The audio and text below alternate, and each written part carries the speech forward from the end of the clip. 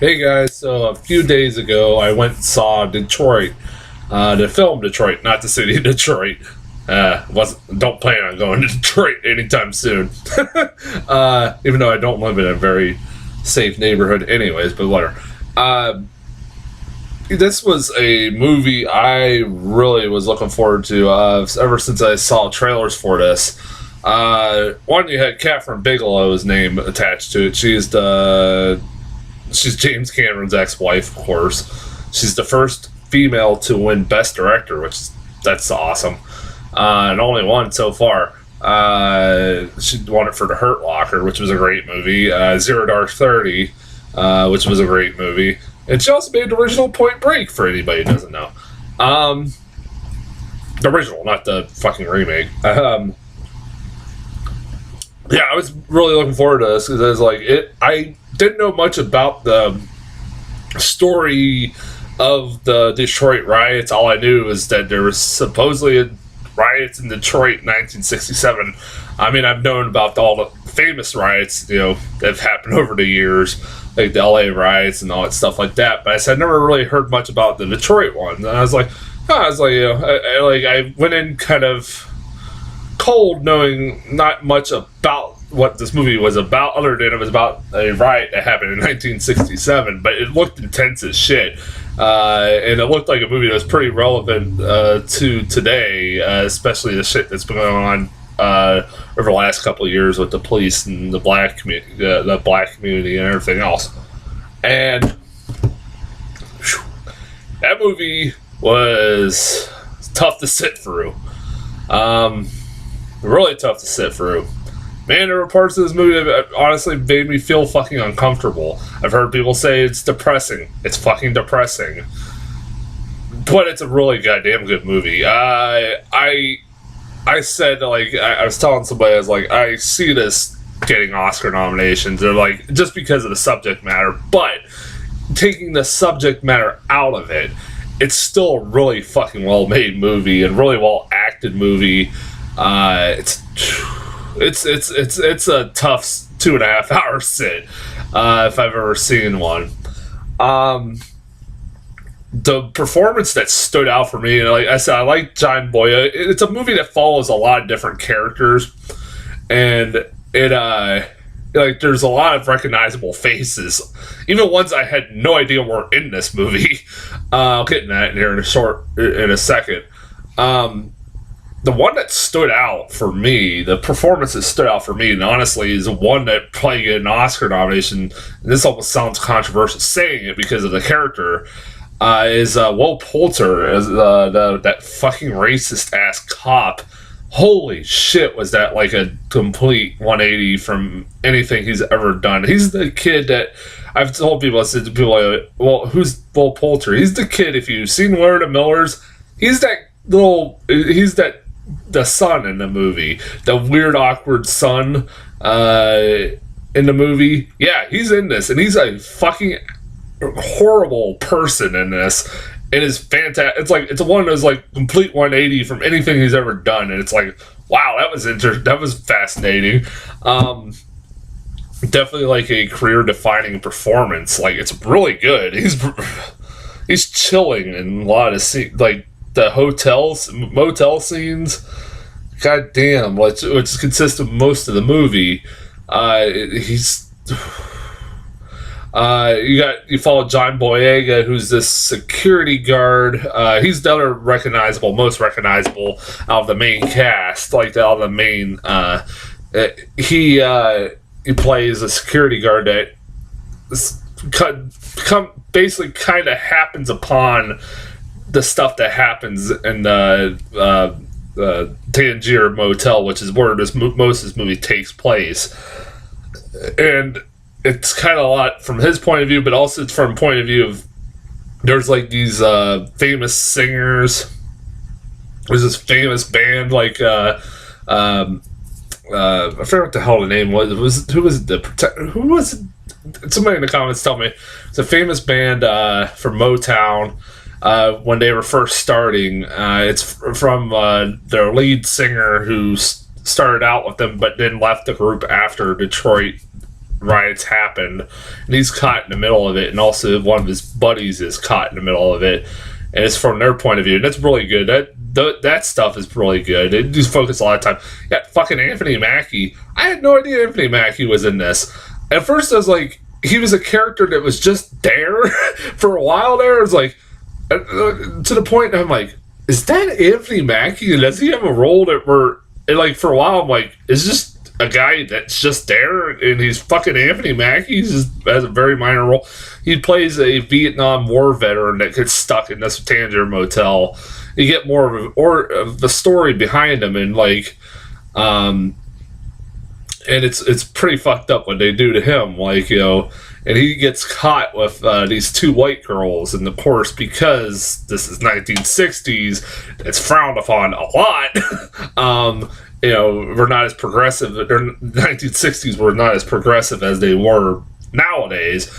Yeah, but it was like, wow, it was good. John Krasinski's in this movie. I bet you didn't know that. Fucking John Krasinski is the lawyer at the end of the movie with for the cops after the Tangier Motel incident. That he's the one defending them, and he's kind of playing like a seedy lawyer who defends these really awful people. And it's like, hey, it's like almost like Matt McConaughey in The Lincoln Lawyer, where he's playing like this really seedy kind of person. But I mean, he's not that seedy, but it's kind of like a different role for John Krasinski, which is kind of fun. Like I said, I like whenever they do movies like this, and they'll find like actors that go against type and play like these really racist assholes. It's like they always find someone that just you never would expect, and they like you get all these kinds of movies, and it's always kind of fun. I mean, it's not a fun subject matter. Let me say that right off the bat, like, you know, but it's like so out of left field sometimes. This movie is fucking really well made. It's a really well made movie and really intense. It's a movie that it takes a while to get going. I'll admit that. It takes a little while to get going. Like, I was having first 30, 40 minutes of it, I was, you know, struggling to get into it. Or maybe probably about first 30 minutes. It was interesting, but I was like, okay, where's this going? I mean, it's just kind of just showing random events that are happening during this riot. Like, I mean, it's horrible. First off, I do want to talk about that. People have mentioned this, and I actually, once somebody mentioned this on the internet, and this is something that kind of does annoy me. Does anybody notice that they don't say the word riot that much in this movie? They say the word rebellion, like they're afraid to say riot. I mean, it's a fucking riot. It's like they compare like what Detroit looks like to a fucking war zone in Vietnam, and it does. It's like bombed. Like, you know, they bombed a bunch of, you know. They threw like bombs at fucking buildings and destroyed half of Detroit just because they were rioting and not happy with the police and looting and everything else. What else do you fucking call it? I don't know what else you should call it. It's the PC world that we live in. I mean, we're fucking afraid to fucking call it a riot. It's a riot. I hate that I live in a world we are afraid to call it. I mean, what it is. Like I said, it's a movie. I felt like one also points that I feel like and this is gonna be kind of controversial, I'm sure, but I felt like one of the things that they should have delved more upon, which I haven't feeling they were afraid to do, but it was still like is that they needed to focus more on how it's not entirely the cops' fault, one fucking iota, with what's going on. And back then, 1960 was a little different, I agree, than it is nowadays. But I think both groups, the black community and the cops, have to admit fault at it. It's not just one person's fault. That, you know, the situation escalated and still has escalated. I mean, they kind of pinpoint it briefly when the Detroit mayor's talking about it, but that's about it. They don't really talk about it, like, you know, the Detroit mayor trying to tell, you know, the black community, like, we need to look at ourselves and, you know, see what we were doing to cause this situation. And I said that I felt could have been delved upon, because the only reason I say this is because the only reason, according to this movie, the only reason that this fucking happened, this whole Tangier Motel, which is the majority of this movie, happened, is because some fucking idiot that is like up in the upper, that was in the motel, decided to shoot off a toy gun just to prove a point to the cops. And if they would have not fucking done that, they would have never came to the Tangier Motel. They never would have. I mean, it's just a fucking simple fact. Now, at the point, there's a point in this movie, like at the end of the movie, they say, to kind of cover their ass, that, you know, not a lot is known about what happened inside the Tangier Motel. And they're just going by eyewitness accounts and files that are out been done about it. And like I said, if that has any fucking indication, I mean, hello, that's the reason why they came there in the first place, is because somebody shot a toy gun and they're trying to look for a gun. Yes, what they did in the motel is despicable and they went too far. Obviously, I'm not taking that away, but at the same time, this whole situation could have been fucking avoided in the first place. They had no intentions, the police or the National Guard, to go to the Tangier Motel until that happened. I mean, that's why I kind of point that out. It's like, yeah, you guys kind of caused some of the problems. I'm not saying, you know, what the cops did was right, but hello? It's like, I hate to say it, I mean, I'm sure I'm going to get shit in the comments for saying that, but hello? You know, the cops take it too far, of course. But it's a movie that's like, it's pretty hard to watch because it's like still fucking relevant today. Things have not gotten any better at all. Some people will say, I have a feeling, like I said, this movie ain't gonna help situations to remind people, yeah, shit is not much better. Although this movie didn't do very well. It's kind of funny, like the reviews I get, the most views. I'm interested in how many views I get with this review. The most watched reviews I usually do have to do with like a lot of like the black movies or the black community movies. Like Girls Trip was a highly viewed video. I've done like 12 Years a Slave has been one. I mean, every one of them are usually always pretty or my most watched. So I'm trying to watch what I say here without getting people pissed off at me. It's not, like I said, I'm not defending the cops whatsoever in this movie, because that's the most uncomfortable shit in this movie is watching what happens. Because the majority of this movie is in the Tangier Motel, and it's because like that's like 80% of the movie, and the rest is kind of like what happens before the Tangier Motel, leading up to it, and then what happened, the aftermath, and the court trial, and the injustice that happens. And it's, man, this movie, it's a rough sit. I was like, I saw this on Saturday, and man, I was sitting there like, it was already a rough day for me because it was the anniversary of my dad's death. Man, that took my mind off shit, and I had my blood boil kind of by the end of the movie. It was, I mean, it kind of pisses you off, like what the end result of what happens, you know, in the court trial and stuff. Spoiler alert: it doesn't end well for. I mean, there's not much justice given, and while being American, you know, being nowadays, we don't ever see justice that much anymore either. But yeah, I highly recommend this movie. I feel like I'm going into more of a political rant than anything, but this is a movie you have to talk about, like stuff like that. It's a movie that's going to bring up discussions a lot. I hope people do go see. Like, I saw it didn't do very well. It came out last week. It was really goddamn. It's a good movie. People were going to see Dark Tower and shit like that. And like, dude, go fucking see Detroit. It's a really good movie.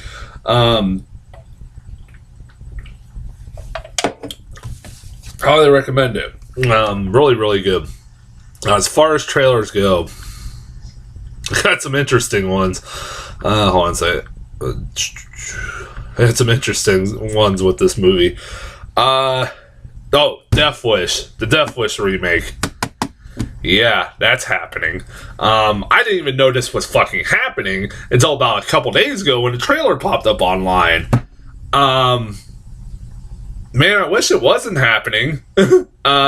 It's Bruce Willis in the role made famous. Why is the goddamn name of the actor that played him fucking escaping me? Hold on. Oh, man. It's a movie. I always loved the original fucking Death Wish, and for some reason, the actor, Charles Bronson, hello. How the fuck did I forget that? Charles Bronson. Bruce Willis is playing Charles Bronson's role that he made fucking famous, and it's Bruce Willis nowadays, not like Bruce Willis 20 years ago, where he kind of gave a shit and it was not phoning it in every fucking performance movie he did. And this looks like Bruce Willis phoning it in like he always fucking does. And it's directed by Eli Roth, just to add icing onto the shit cake. Yeah, I'm not looking forward to this one bit. I know I'm not the only one. Fuck that Death Wish remake with Eli Roth. Really? Maybe if you get a competent director, maybe fucking Tarantino or somebody. Fucking Eli Roth. God damn it. Mother. Okay. What the fuck was this? Somebody tell me. I seen the trailer's been debuting online. I saw it before it fucking came online. This trailer was nuts. It's a new Darren Aronofsky movie, which that's a plus for me. Love Darren Aronofsky. And the trailer just consists of Jennifer Lawrence walking around an empty house, like looking bewildered, and like you start hearing voices going for the background of what is going on in this movie. And it's like mainly Javier Bardem's voice that you hear. And it sounds like a fucking really scary horror movie's happening in this thing. I'm not sure what the hell is going on in that thing. I'm kind of fascinated. It's like, as Darren Aronofsky making a horror movie? Nice. Like, if it's Javier Bardem, like, playing, like, Anton Chigurh or something like that, like, the levels of, like, scary, fuck yeah, I'm all for it. Yeah, Aronofsky. Can't wait. I don't know what the hell it is. It doesn't seem like many people know what the hell that movie's about. It's being kept under wraps, like, kind of secret. Only the brave. I literally missed the trailer. I was kind of zoning out, and I missed the fucking title. I had to look it up because I fucking missed the title. This movie is Only the Brave. It's about a bunch of firefighters fighting a wildfire, I think in California or something like that. It's Josh Brolin. I forget who else is in it. Miles Teller. It's like, cool. A bunch of good actors in it. Alright. I don't know who's directing that. I forget who the fuck is directing that. And last one I got was a trailer for Marshall. Now, I'm going to say something that's going to make... Oh, man, I have a feeling I'm going to get shit for saying this, but... Okay. Marshall's the movie about... it's a biopic about Thurgood Marshall. The first black, Supreme Court justice. Cool. It's like, all right, cool. Take a fucking wild guess who's playing him. If you had Chadwick Boseman, you're fucking correct. To which I was like, okay. First off, one of two things. One, am I the only one who has trouble anymore deciphering between him and Chiwetel Ejiofor? I know that sounds horribly racist, but hear me out. Put a picture next of Chiwetel Ejiofor next to Chadwick Boseman. Tell me who's who. I guarantee you'll have trouble. I can't be the only one. It took me a while. Like, is that Chadwick Boseman or is that Chiwetel Ejiofor?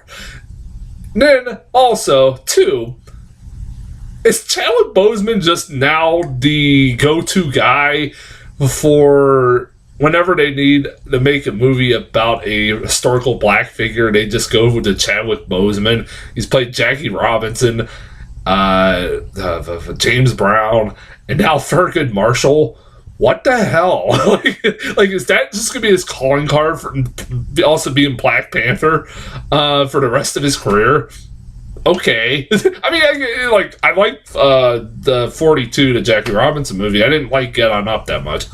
But he's a good actor. I like Chadwick Boseman. I guess he just found a niche that works, I guess. It's very weird that they keep going with the same fucking guy for all these goddamn historical black figure movies. Like that or Chiwetel Ejiofor. Although he's not in as much, like I said, as I mean, he did 12 Years a Slave. I'm trying to think of any other historical figures. I'm thinking he did something else, but I can't remember. Yeah, that's as far as trailers go. Yeah. I hope I didn't piss anybody off by some of the comments I made.